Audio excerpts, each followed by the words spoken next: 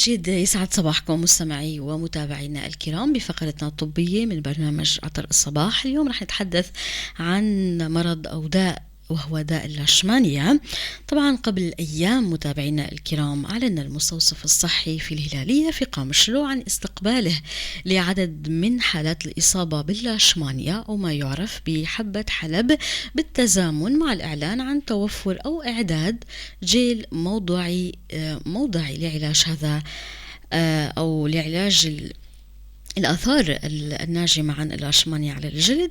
أكثر تفاصيل رح نعرف بفقرتنا الطبية اليوم من برنامج عطر الصباح مع الدكتورة رحاب عمر، الاختصاصية بالأمراض الجلدية، معنا عبر الهاتف. يسعد صباحك دكتورة. أهلا، يا هلا، يسعد صباحكم. كثير شكر لك ولانضمامك معنا.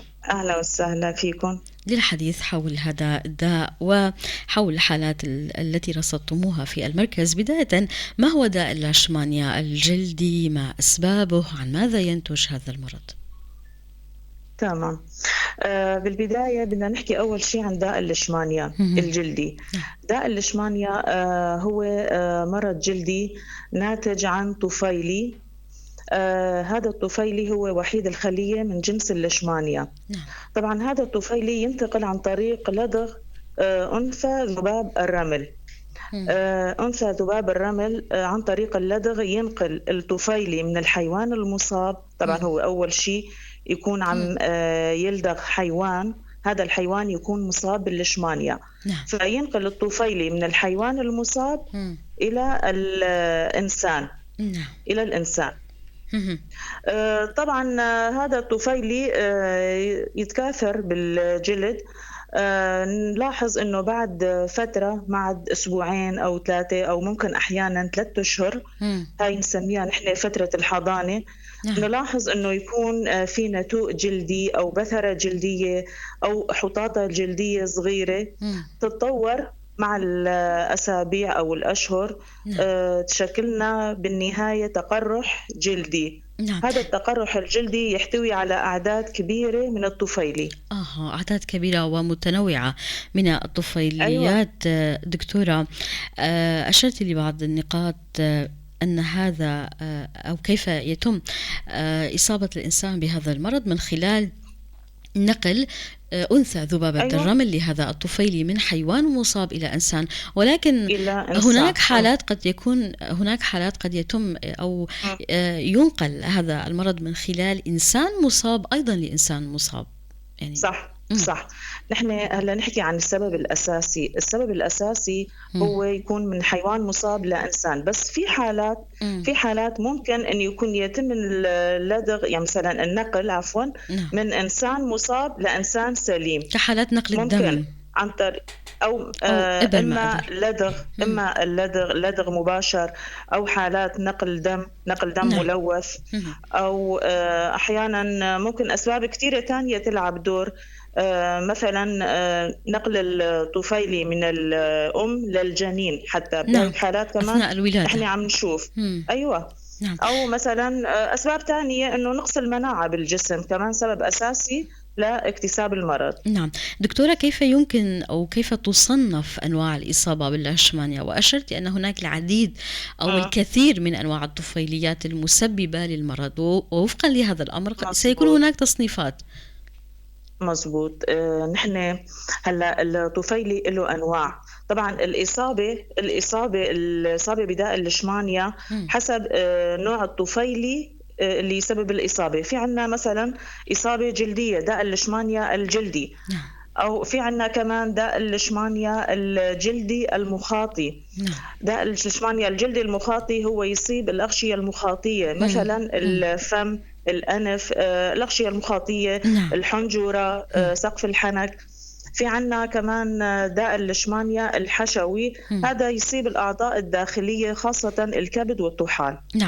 إذن تصنف لي 3 أنواع: الجلدي المخاطي الجلدي والحشوي. أيوة، الجلدي والحشوي. الأكثر شائع دكتورة هو الجلدي أتوقع. نحن نحن مم. إنه اللي عم نشوفه أكتر شيء شيوعًا هو الإصابة الجلدية، هنا عنا خاصةً بالمنطقة. على المناطق المكشوفة، خاصةً على مم. المناطق المكشوفة من الجلد مثل الوجه والأطراف. نعم. لو نوضح للمتابعين علامات الإصابة بهذا المرض. أشرت قبل قليل فيما يتعلق بالندوب إمم، والتقرحات الجلدية، ولكن هناك مضبوط. تصنيفات لهذا الداء، وبالتالي سيكون هناك علامات متنوعة ومتعددة وفقا لنوع الإصابة باللاشمانيا. طبعًا مم. هو متل ما حكينا إنه الإصابة أول شي تبدأ بنتوء صغير أو بثرة صغيرة، أو حطاطة جلدية أو يعني حبة صغيرة نعم. بالجلد. مم. تطلع بعد فترة من اللدغ، تتراوح الفترة بين 3 أسابيع لشهرين أو 3 أشهر. أها. تتطور الإصابة بعد فترة لتقرحات جلدية. مم. هالتقرحات الجلدية تصيب أكتر شي متل ما قلنا المناطق المكشوفة. نعم. أحيانًا تتطور الآفة، أحيانًا يصير ارتفاع بحواف الأطراف وضمور بالوسط، أو نلاحظ إنه في خشونة وإفراز سوائل كمان بالوسط. نعم. ممكن تكون الآفة على شكل دمامل، على شكل مم. دمامل جلدية، بس هي تكون المسبب الأساسي إلها هو طفيلي الليشمانيا، يعني مو إصابة جرثومية، هي إصابة طفيلية. نعم. طبعًا نحن نحكم على كل إصابة أو كل تقرُّح جلدي دام أكثر من 3 أسابيع، مم. لازم فورًا نساوي له اختبار تحرّي عن داء الليشمانيا الجلدي. مهم. دكتورة، في حال كان نوع الإصابة هو من النوع الحشوي أو إمم، المخاطي أو الحشوي، في هذه تمام. الحالة ما هي الأجزاء الأخرى من الجسم الداخلية تتأثر، وما في الأعراض تكون حال مصاحبة؟ أيوه. تمام. هلّأ نحن في حال الإصابة بداء الليشمانيا الجلدي المخاطي، أكثر المناطق الإصابة هو الفم، جوف الفم نعم. والأنف، جوف الأنف يعني المنطقة المخاطية. نعم.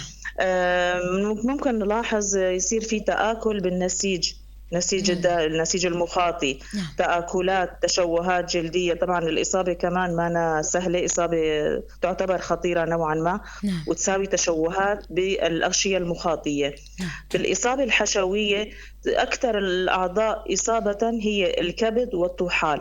الكبد مم. والطحال تترافق طبعًا مع أعراض عامة مثل مم. حمى، نقص وزن، ضخامة طحال أو ضخامة كبد، تعرق ليلي، نقص وزن، ممكن يصير مم. معهم إسهالات، إقياءات، سوء حالة عامة. مم. طبعًا الإصابة الحشوية هي إصابة خطيرة في الأصعب. حال إذا ما تعالجت، يعني مم. ممكن تؤدي إلى الموت. نعم. الدكتورة أشرتِ إنه بتظهر الأعراض بعد 3 أشهر بعد لدغة أحيانًا الذبابة. ممكن إمم. من 3 أسابيع ل3 أشهر، تتراوح فترة الحضانة من 3 أسابيع ل3 أشهر. لكل يعني الأنواع. أحيانًا ممكن الشخص إمم. نحن أكتر شي يهمنا باختصاصنا هو إمم. الإصابة الجلدية. أها. بالإصابة الجلدية فترة الحضانة من 3 أسابيع ل3 أشهر. إمم. بالإصابة الحشوية أو الليشمانيا الحشوية إمم. معروفة بالكلا آزار.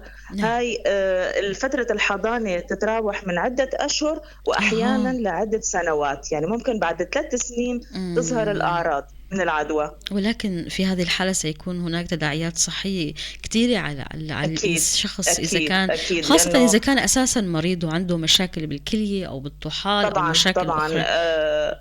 أكتر الأشخاص مُعرّضين أو يتأذّوا من الإصابة هن إمم. الأشخاص اللي عندهم بالأساس نقص بمناعة الجسم، إمم.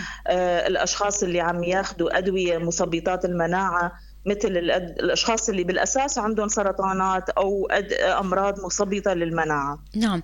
دكتورة، كيف ينتشر هذا المرض؟ ما هو طرق الانتشار ونقل العدوى؟ هلا نحن إمم. بالإصابة الجلدية انتشار المرض يكون عن طريق الذبابة، إمم. بس طبعا في حال توفر البيئة المناسبة للحشرة. أها. يعني مثلا الأجواء المناطق إمم. الريفية، أكثر شيء المناطق إمم. الريفية بالأجواء الحارة والجافة، وأحيانا بالمناطق الرطبة كمان بس الحارة، إمم. يكون المناخ فيها حار. نعم. المناطق الملوثة، يعني مثلا اللي فيها مكب نفايات، أو المناطق اللي يكون فيها صرف صحي سيء، أو الأشخاص اللي عندهم سوء بالتغذية، أو الأشخاص اللي يعانوا من الفقر، يعني ما عندهم قدرة إنه يعني مثلا إنه الأغذية تكون كافية لهم. تقوية المناعة.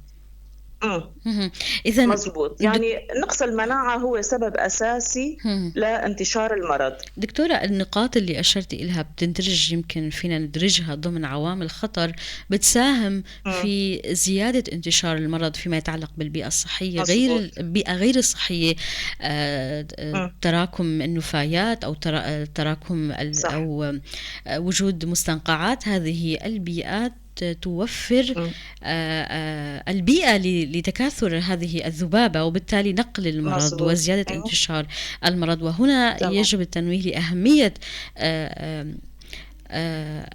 متابعة هذه العوامل. نعم. أيوة. في هذه الحالة من المهم جدا متابعة هذه الأمور لعدم تجنب زيادة انتشار الإصابات بالمرض.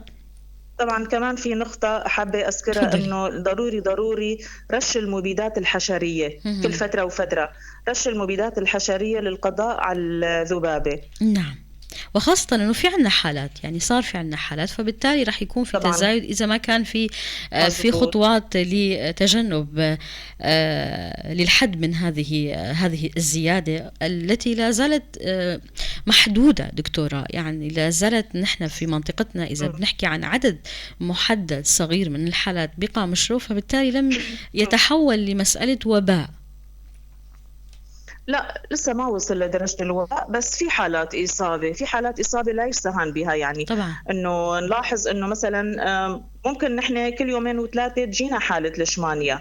طبعا هاي الحالة بالنسبة لمنطقتنا تعتبر كبيرة، يعني لأنه بالأساس نحن منطقتنا تعتبر من المناطق الغير موبوءة. سابقا كانت غير موبوءة، بس نحن عم نلاحظ بالسنوات الأخيرة إنه صار في وباء بالمنطقة ببعض المناطق. دكتورة، ببعض المناطق ممكن يكون صح مناطق الريفية على الأخص، مناطق الريفية، المناطق اللي ما يكون فيها اهتمام بالنظافة، فيها تلوث، فيها نفايات، فيها صرف صحي سيء.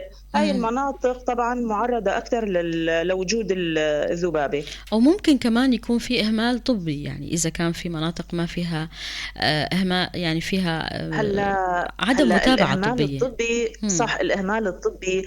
نحن نحكي عن في حالات مثلا نقل الدم الملوث، الإبر الملوثة، ممكن ينتقل المرض. صح. دكتورة، هل هناك فئات أكثر تضرراً بالإصابة باللاشمانيا أكثر من غيرها؟ يعني مثل أشخاص اللي عندهم نقص بالمناعة، في كمان أشخاص ثانيين. طبعا هلا نحن أكثر الأعمار، مثلا نحن إذا بدنا نحكي عن الفئات العمرية، الأطفال بالدرجة الأولى، كبار السن، الأشخاص اللي هلا ذكرنا أنه عندهم نقص بالمناعة، مناعتهم مثبطة، الأشخاص اللي ياخدوا أدوية مثبطة للمناعة، الأشخاص اللي يعانوا من أمراض مزمنة مثل السرطانات. مش مثل السرطانات يعني بشكل عام. هدول أكثر الأشخاص عرضة. مزبوط.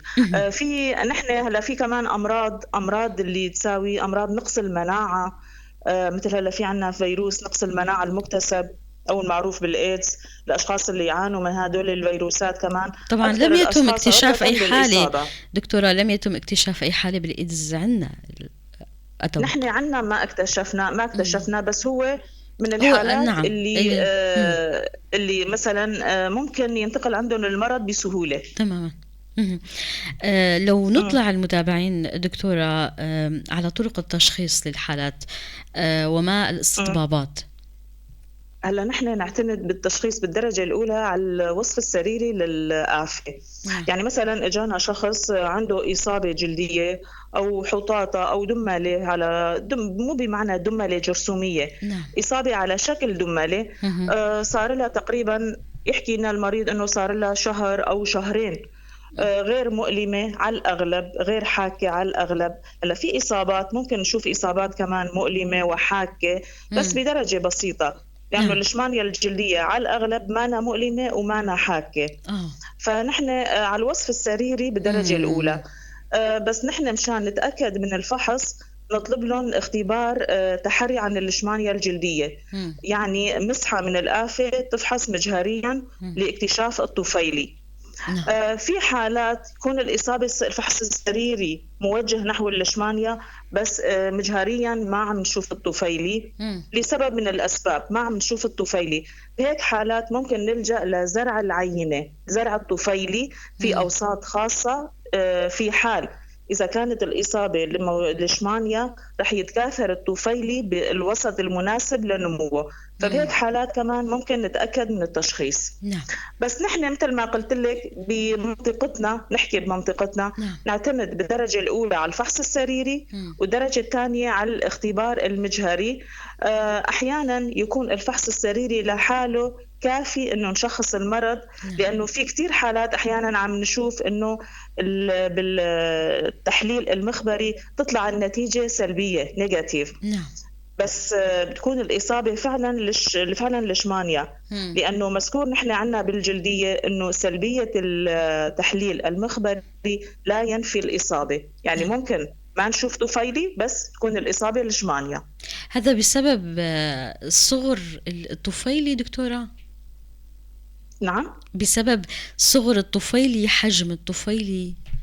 ممكن العينة المأخوذة ما يكون فيها طفيلي، يعني ممكن هن أخذين مسحة من مكان مو متواجد فيها الطفيلي. هذا أحد الصعوبات، لأنه المسحة ما تتاخذ من كل الآفة، تتاخذ من جزء صغير من الآفة. فممكن بهالمنطقة ما اكتشفوا الطفيلي، ممكن منطقة أيوة مزبوط، ممكن منطقة بس هي الإصابة ليشمانيا يعني موجود الطفيلي بس بالعين المأخوذة ما وجد الطفيلي. يبقى أهمية مسألة متابعة الموضوع للتأكد من عدم وجود الليشمانيا. ما الاستطبابات دكتورة؟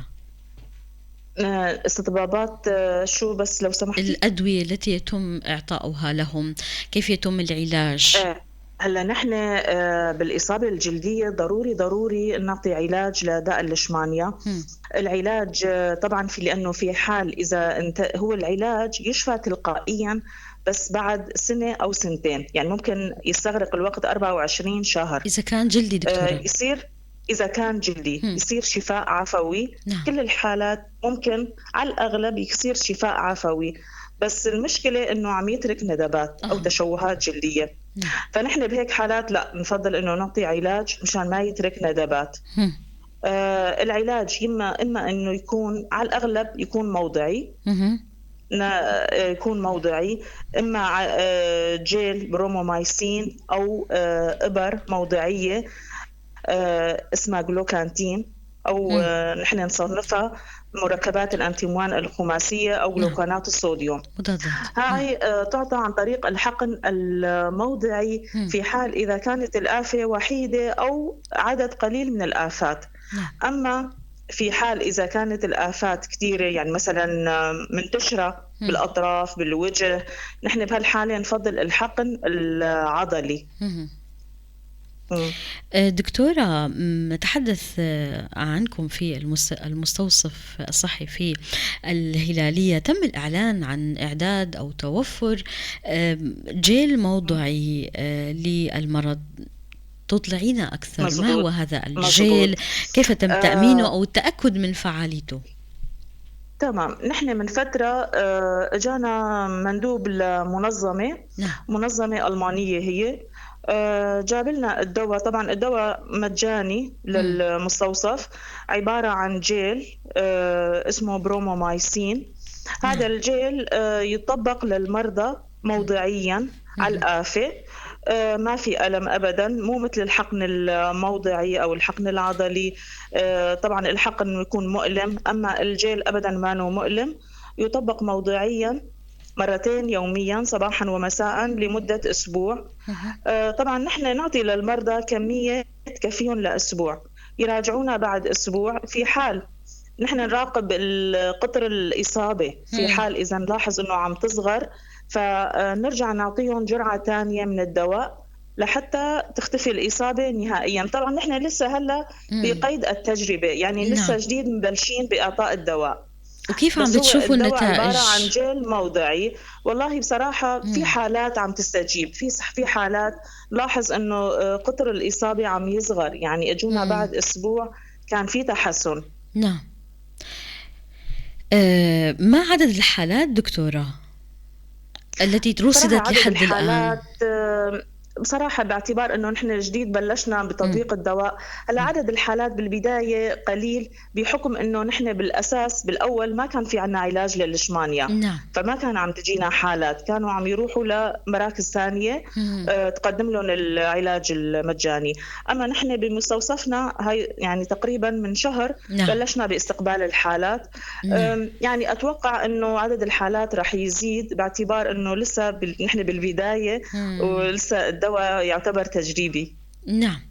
إمم، ما هو أو ما هي أوقات إمم، إمم، وأيام استقبال المرضى والحالات لديكم في المستوصف؟ مبدئيًا مم. مبدئيًا ما حددنا أوقات معينة أو أيام محددة، مم. إمتى ما إجا المريض نستقبله، نفحص الآفة، نبعته على المخبر لنتأكد من الإصابة، نعم. في حال إذا كانت ليشمانيا نعطيه العلاج إمتى ما كان، يعني هلأ حاليًا ما في أوقات محددة، نعم. دائمًا في استقبال للمرضى ودائمًا في تطبيق للعلاج. مهم. دكتورة، ما عندك اطلاع بعدد حالات الليشمانيا التي رصدت في المنطقة من الجهات الرسمية أو تقارير أو إحصائيات؟ بصراحة نحن يعني مثل ما قلت لك إنه بالمستوصف بحكم إنه ما عم تجينا مم. حالات فما يعني نعم. ما عالجنا موضوع الليشمانيا، نعم. فلسه ما عنا إنه ما نعرف الإحصائية المضبوطة بالضبط، نعم. بس في حالات. من الأهمية مسألة الوقاية دكتورة، كيف يمكن تجنب الإصابة أو الحماية إمم. من الإصابة باللاشمانيا؟ ما النصائح التي يمكننا توجيهها للمتابعين والمتابعات؟ هلّأ هو بالدرجة الأولى الاهتمام بالنظافة، مهم. النظافة يعني الابتعاد عن الأماكن الملوثة، مكب النفايات، الصرف الصحي السيء لازم يتعالج، نعم. الابتعاد عن المناطق المصابة، نعم. في أوقات ينشط الطفيلي فيها مم. أحيانًا من بعد المغرب للفجر، تجنب النشاطات الليلية قدر الإمكان خاصةً في المناطق الموبوءة أو مم. المناطق الريفية. نعم. الابتعاد عن مثل ما قلت لك هلا نحن المناطق الريفية هي أكثر المناطق اللي يصير فيها الإصابة، فقدر الإمكان نعم. مم. تجنب الذهاب للمناطق الريفية. في حال إذا الواحد تواجد بالمنطقة الريفية كمان الاهتمام باللباس، يعني اللباس نعم. يكون طويل، أكمام طويلة، مم. سروال طويل، مم. تغطية الجسم نعم. أثناء النوم، استخدام الناموسيات، مم. استخدام المبيدات الحشرية، نعم. هاي أهم النصائح. نعم.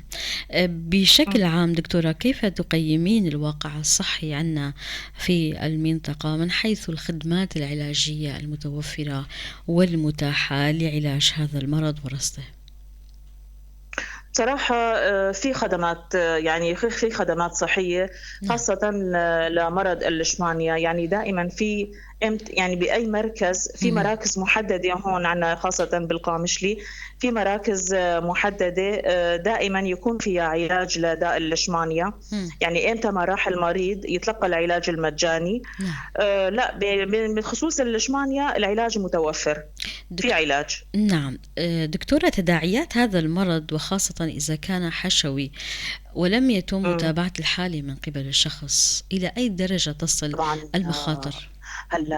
هلّأ حكينا بالبداية إنه الإصابة الحشوية هي إصابة تعتبر من الإصابات الخطيرة، مم. يعني مهددة، طبعًا أعراضها كمان الأعراض تكون شديدة، مم.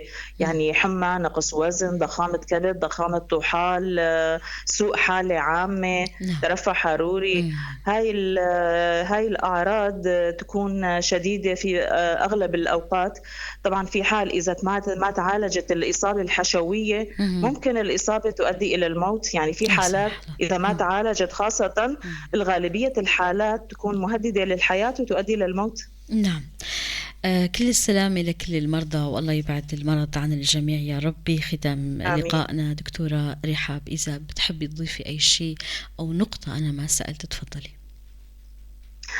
بصراحة يعني مثل ما حكينا نعم. بالبداية، يعني أتوقع إنه ذكرنا كل شيء، بس بدي كمان أرجع يعني أنوه لنقطة إنه الاهتمام بالنظافة، الابتعاد عن نعم. المناطق الموبوءة، يُفضّل موضوع الصرف الصحي السيء يتعالج، رش المبيدات الحشرية كل فترة، اهم.